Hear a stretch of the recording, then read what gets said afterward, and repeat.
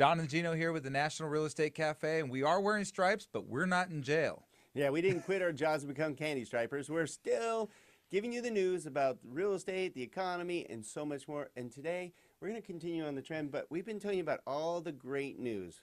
Optimism up, consumer confidence up, job growth is still there.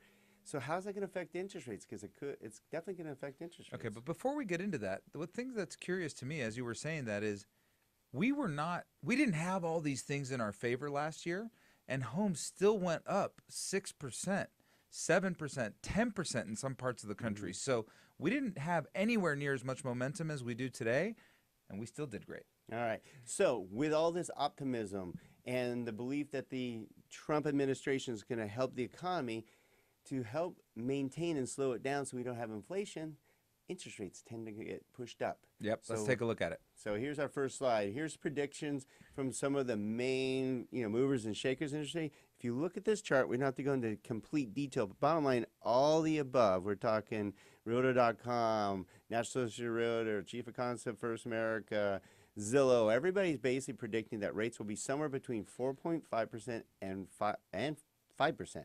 Okay, so let me ask you a question, Don.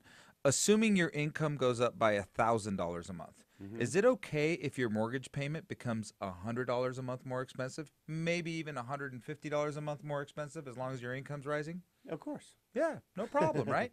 That's why rates can go up. So, when you say rates can't go up, nobody will be able to afford it anymore. As long as wages outpace the cost of inflation or the interest rates as they rise, then everything's fine. So that's what we got to watch, is to make sure that there's wage inflation. And you and I both know, we saw a report that says there is. Yeah, wage inflation popping up a little bit. So the other good news is, you got to remember, when prices go up, so does the value of your home. Yep. And imagine the leverage position you're getting, if it improves 5% on a $500,000 home, you're talking about $25,000 in 1 year. Yeah, don't forget it's also compound growth. So the next year it goes up 5% on that 525, okay?